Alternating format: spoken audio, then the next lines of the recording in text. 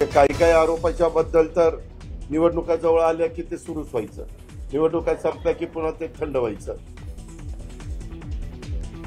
निवडणुकीपूर्वी माझ्या बदनामीचे प्रयत्न नेहमीच होतात, अजित पवारांचा विरोधकांवर निशाणा।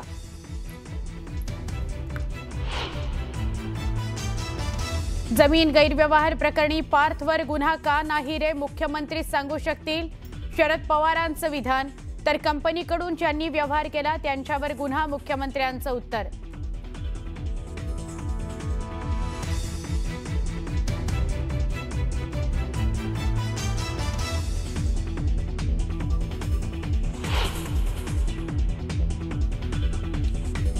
मनसे पदाधिकाऱ्यांची राज ठाकरेंच्या उपस्थितीत शिवतीर्थावर बैठक, आगामी निवडणुकीच्या रणनीतीवर होणार चर्चा।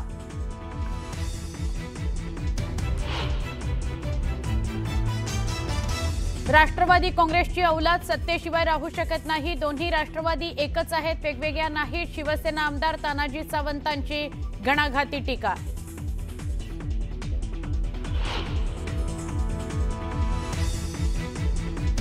कोकणात नगरपंचायतीच्या निवडणुकीत ठाकरे आणि शिंदेंची शिवसेना एकत्र येणार असल्याची चर्चा। असं झाल्यास कोकणात 2 जिल्ह्यात शिंदेंच्या शिवसेनेशी संबंध तोडू, राणेंचा एकनाथ शिंदेंना इशारा।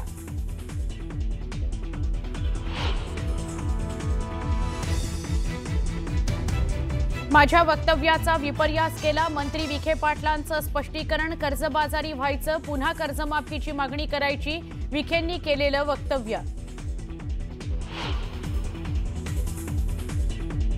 आणि मुंबईत लोकलच्या 3ही मार्गांवर आज मेगा ब्लॉक, पश्चिम रेल्वेवर सांताक्रूज ते गोरेगाव, मध्य रेल्वेवर माटुंगा ते मुलुंड दरम्यान ब्लॉक।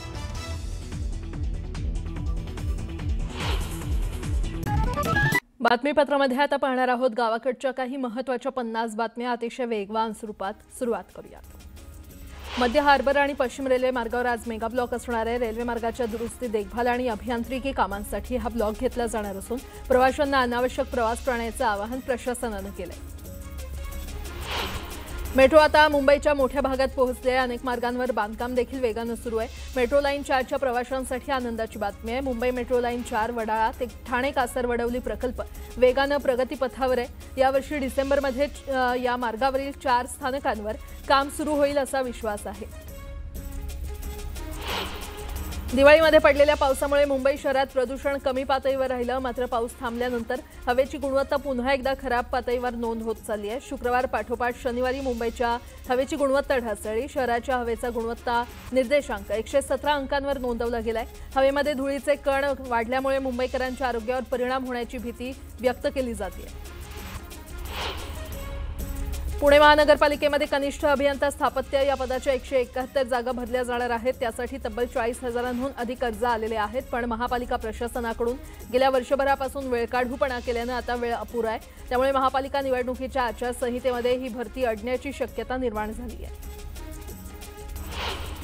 गेल्या 1.5 महिन्यात आलेल्या दसरा आणि दिवाळीमुळे मागे पडलेली महावितरणाची वीज बिल वसुलीची मोहीम नोव्हेंबर महिन्यामध्ये तीव्र करण्यात आली आहे। पुणे परिमंडळात कृषी ग्राहकांकडे तब्बल 436 कोटी रुपये थकलेत, तर थकबाकी वसूल करण्यासाठी महावितरणानं उपविभागनिहाय पथकं तयार केली असून प्रत्येक कर्मचाऱ्याला वसुलीचं टार्गेट देण्यात आलं।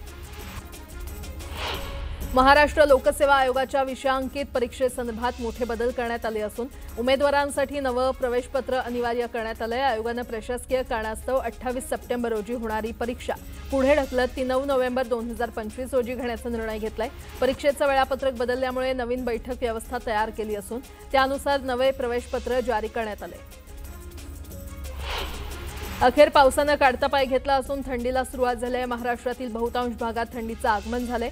10.8 अंश सेल्सिअस इतकं किमान तापमान नोंदवून महाराष्ट्रात पहिल्या थंडीची स्थिती जळगावनं अनुभवली आहे। हे किमान तापमान सरासरीपेक्षा 5 डिग्रीनं खाली नोंदवलं गेलंय।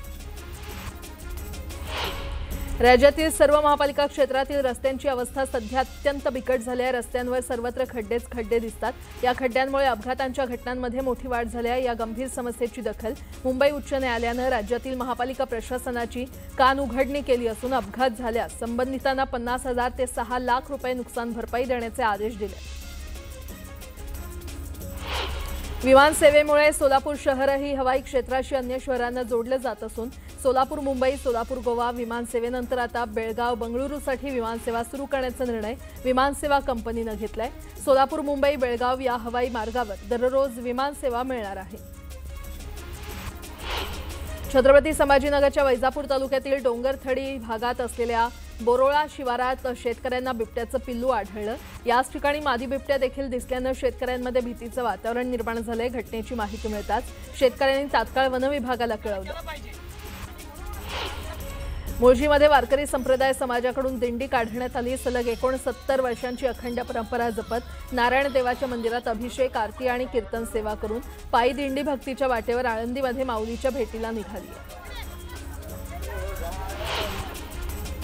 रायगडमधील मुरुड तालुक्यातील काशीद समुद्रकिनारी सहलीसाठी आलेल्या 2 मुलांचा पाण्यामध्ये बुडून मृत्यू झालाय। अकोल्यातून 3 शिक्षक 12 विद्यार्थ्यांची सहल घेऊन काशीद समुद्रकिनारी आले होते। दरम्यान पोहताना तोल गेल्यानं 3 विद्यार्थी वाहून गेले। यापैकी 2 विद्यार्थी बुडालेत तर एकाला वाचवण्यात यश आलं। पुण्यातील डॉक्टर अंकुर पटवर्धन यांनी अतिदुर्मिळ अशा वनस्पती जपण्यासाठी घराच्या टेरेसवर मोठी बाग बनवली आहे। पश्चिम घाटात आढळून येणाऱ्या सुमारे 80 पेक्षा जास्त दुर्मिळ वनस्पती, झाडं, झुडपं आणि वेली यांचं संवर्धन त्यांनी केलंय।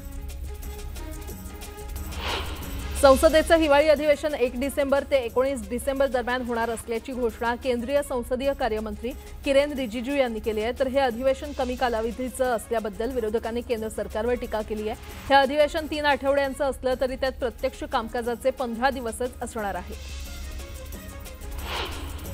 ठाकरे गटापाठोपाठ आता भाजपनं काँग्रेसलाही धक्का दिलाय। काँग्रेसचे माजी नगरसेवक आणि प्रदेश सचिव संतोष केणे आणि कार्यकर्ते भाजपमध्ये प्रवेश करणार आहेत। त्यामुळे डोंबिवली आणि कल्याण ग्रामीणमध्ये काँग्रेसला मोठा धक्का मानला जातोय। मावळमध्ये निवडणुकीचा बिगुल वाजला असून राष्ट्रवादी काँग्रेस पक्षानं जिल्हा परिषदेच्या शर्यतीसाठी पहिला उमेदवार जाहीर केलाय। मावळचे आमदार सुनील शेळके यांनी कारला खडकाळा गटातून दीपाली हुलावळे यांच्या उमेदवारीची घोषणा करून राजकीय वातावरणात नवा रंग भरलाय। लोणावळा नगरपरिषदेच्या निवडणुकीसाठी भाजपकडून उमेदवार निवड प्रक्रियेला गती मिळाली आहे। शहरातील 13 प्रभागांमधील 27 जागांसाठी एकूण 42 इच्छुकांनी आपली नावं अर्ज केली होती। यापैकी पहिल्या टप्प्यातील 11 उमेदवारांची घोषणा लोणावळा भाजप कार्ड कमिटीच्या बैठकीत करण्यात आली आहे। नागपुरातील अजनी पोलिसांनी गुप्त माहितीच्या आधारे वसंतनगरात धाड टाकत गांजाच्या तस्करीचा मोठा पर्दाफाश केलाय। आरोपी राहुल राजेश पाटील या तरुणाच्या घरातून तब्बल 5 किलो 246 ग्रॅम गांजा जप्त केलाय। एमआयडीसी, सिडको आणि महानगरपालिका या 3ही यंत्रणांकडून वसूल होणारे ट्रान्सफर चार्जेस लवकरच पुनर्विचारात घेतले जाणार आहेत। संस्थांकडून नाममात्र शुल्क आकारण्याची मागणी केली आहे। त्यामुळे नवी मुंबईतील स्वयंनिर्मित पुनर्विकासाचा मार्ग मोकळा होणार असल्याची माहिती भाजप नेते प्रवीण दरेकर यांनी दिली आहे।